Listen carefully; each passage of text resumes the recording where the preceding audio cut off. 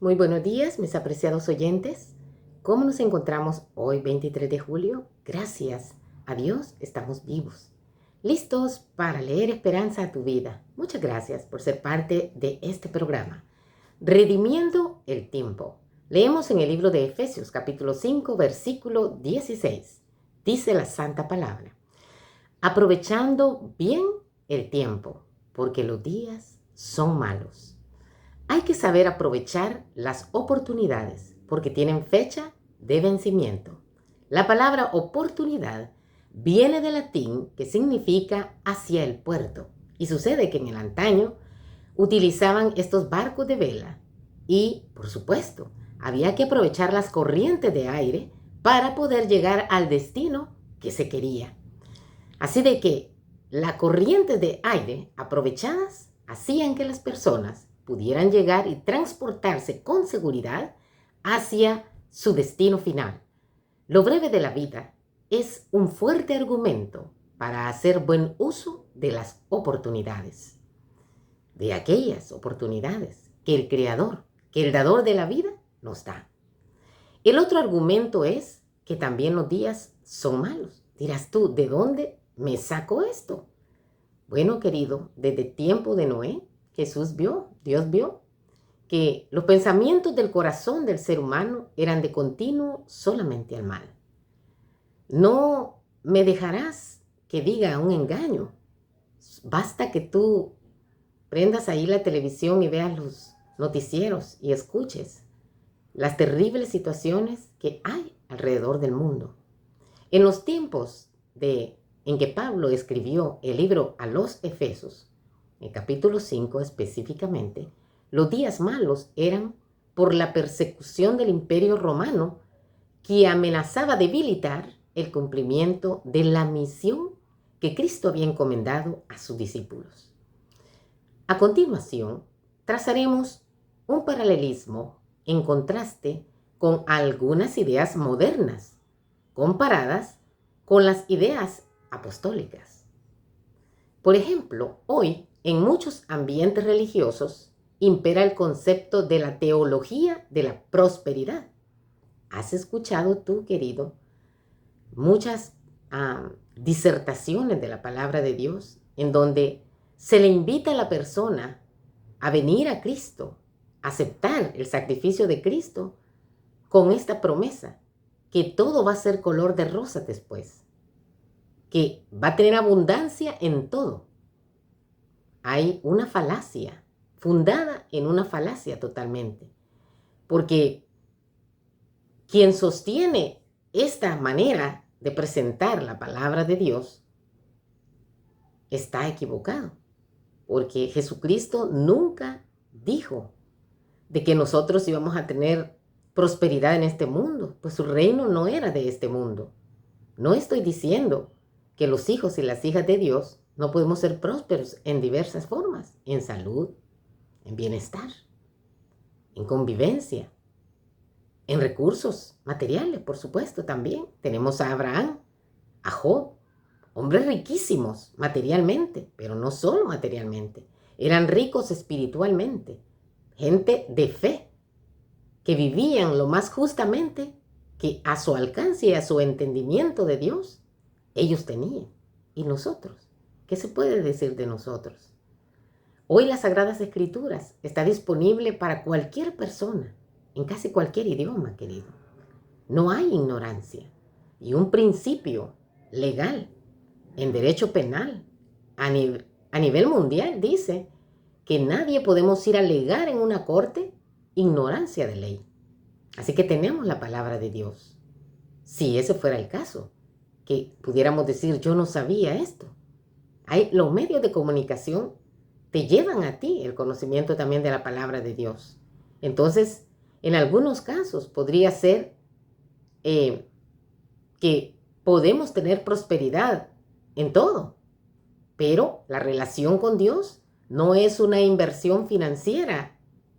Así que hay que tener cuidado con eso. Otro aspecto es que muchos religiosos dan prioridad a los títulos o a las preeminencias.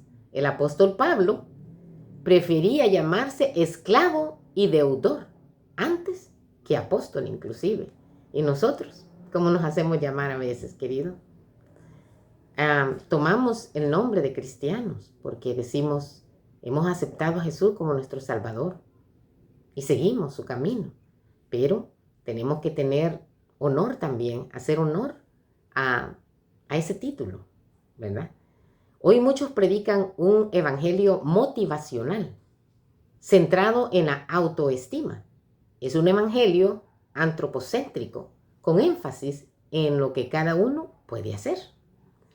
El apóstol Pablo, sin embargo, predicaba el evangelio de Jesucristo, porque es imposible que nadie pueda salvarse por sí mismo.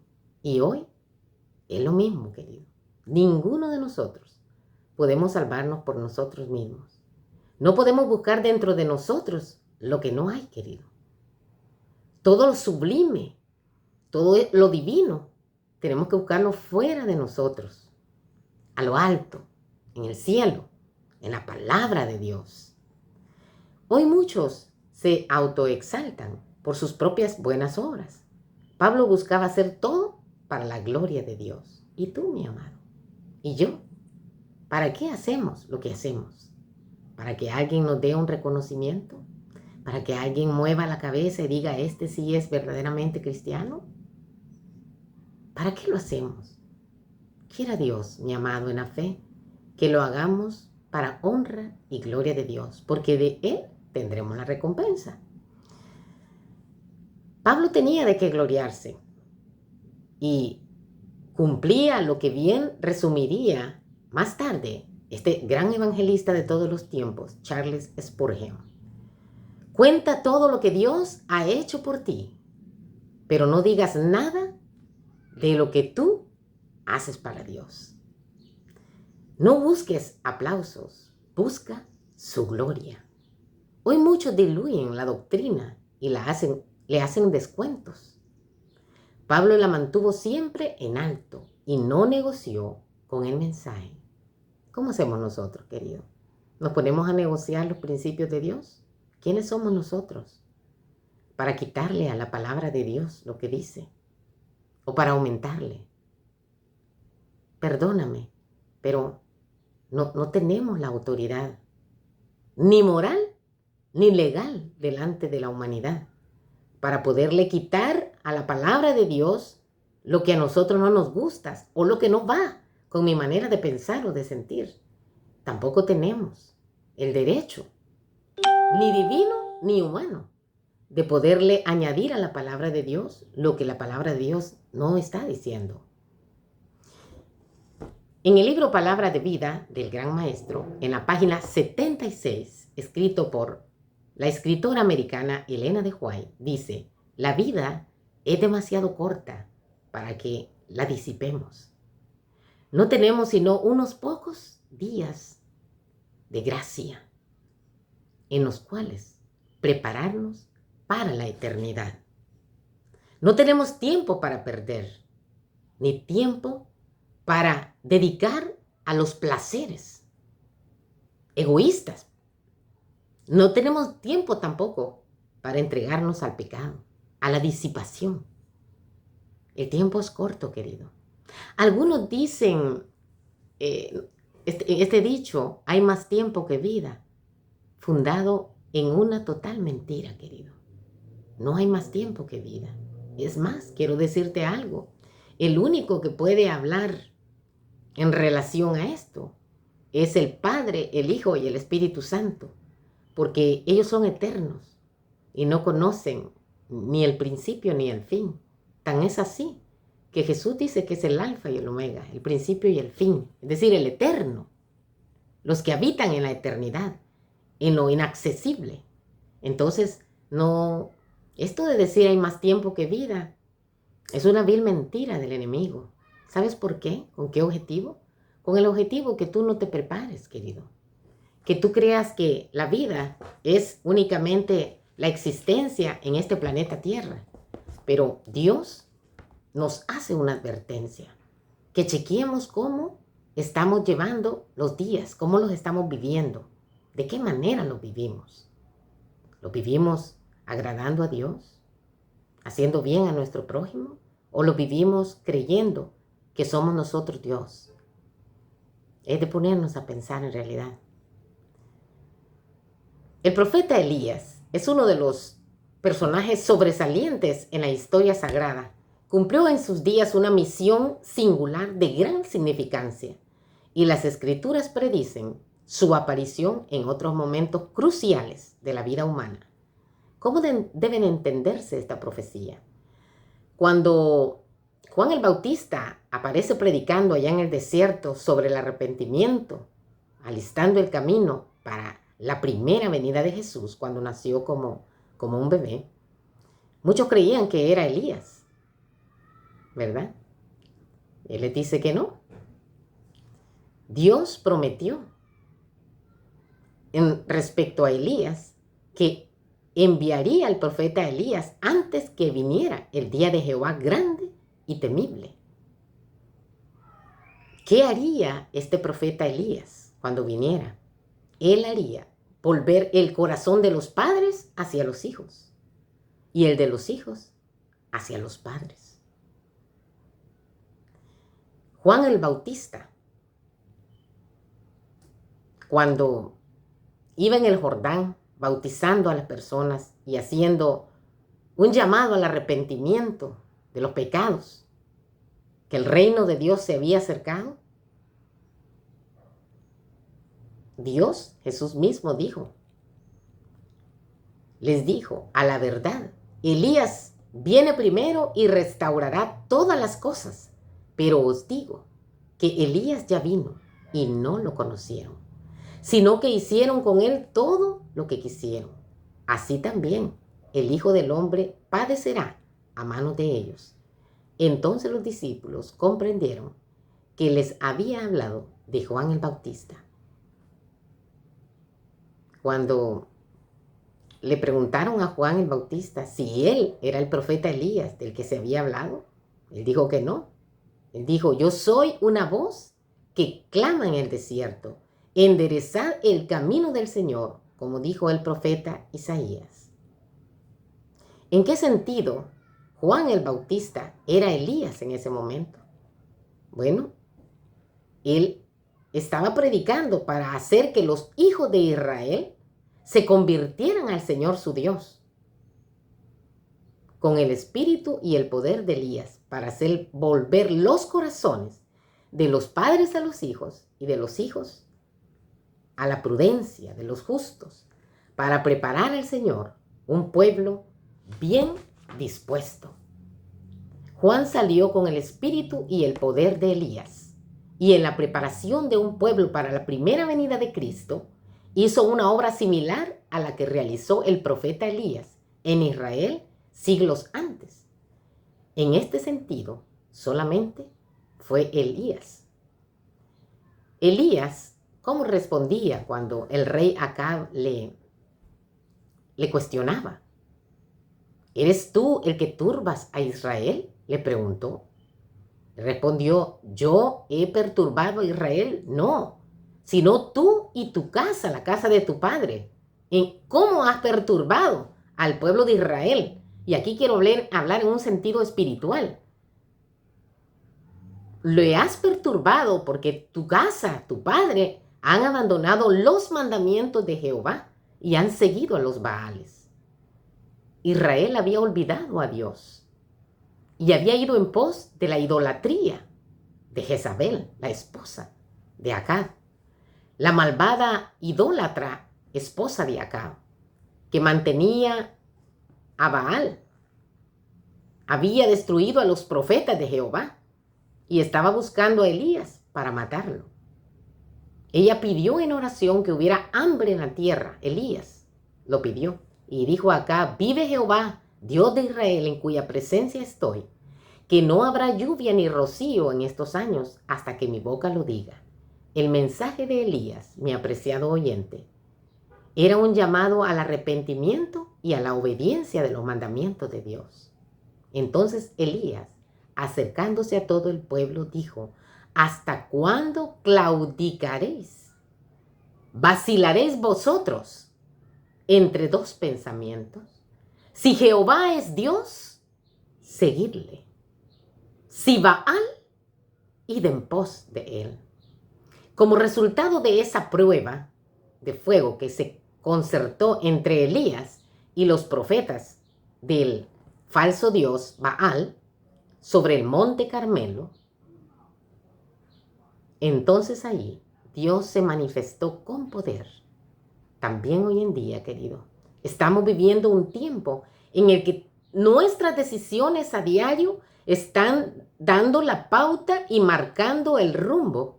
Si yo sigo a Dios, Jehová, el creador del universo, mi redentor, mi sustentador, o si yo estoy siguiendo, en este caso representado a Baal, a otros ídolos.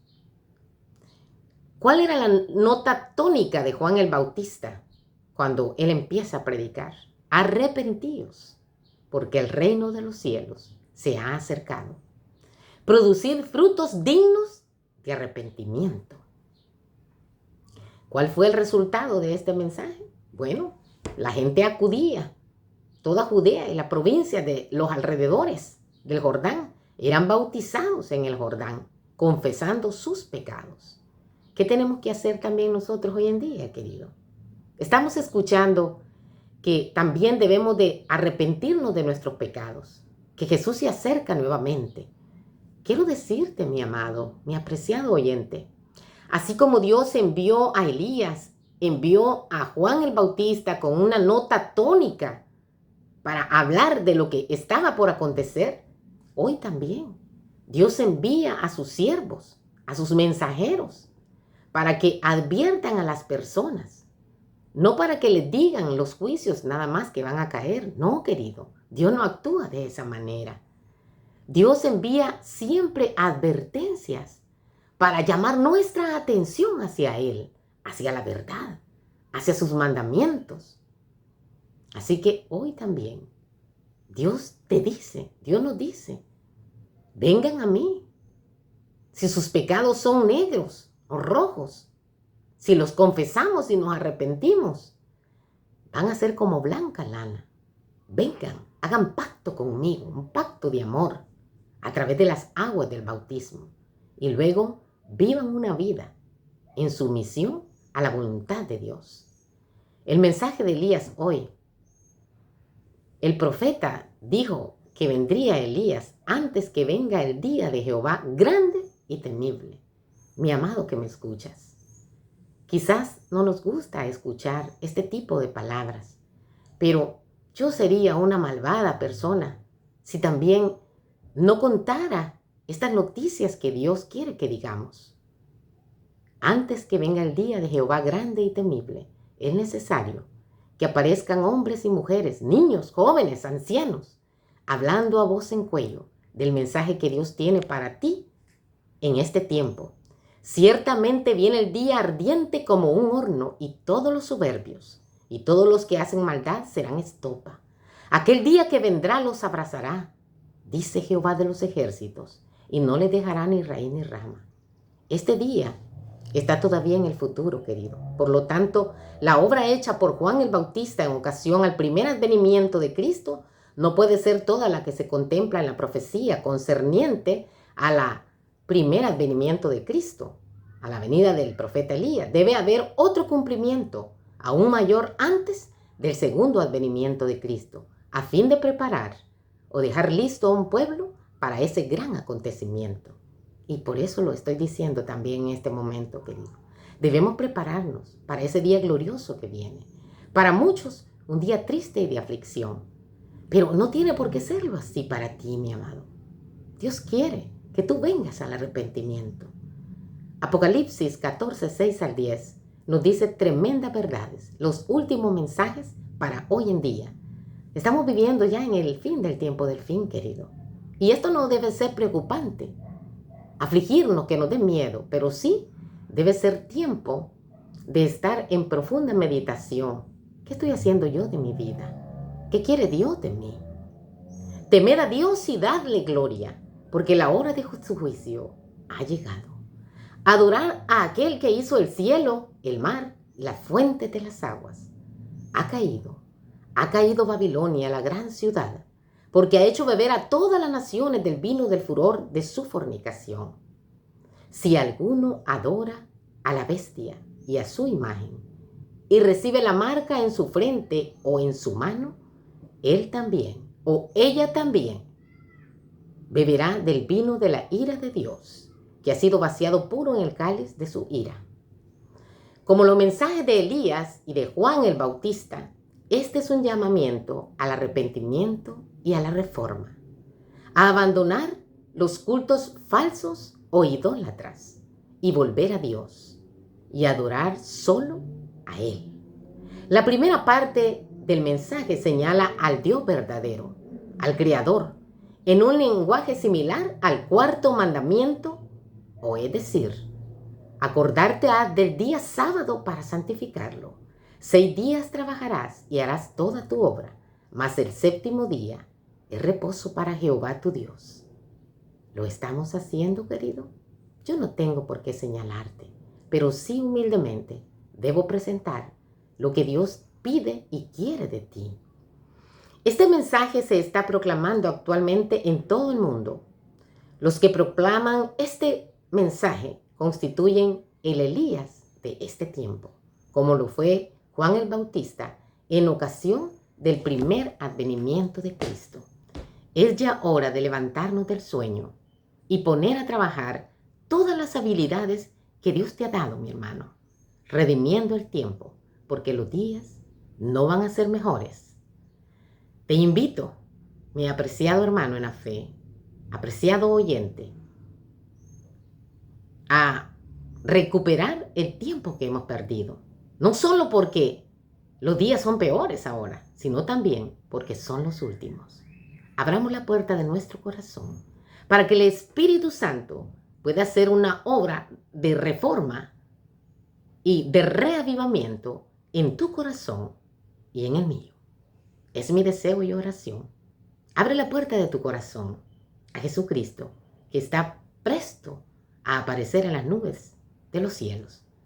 Y puedes tener tú la oportunidad de irte también con Él a gozar por una eternidad. Aprovechemos esta oportunidad para que podamos llegar a puerto seguro. La paz de Cristo quede con cada uno de nosotros. Si Dios quiere, aquí estaremos mañana. Amén.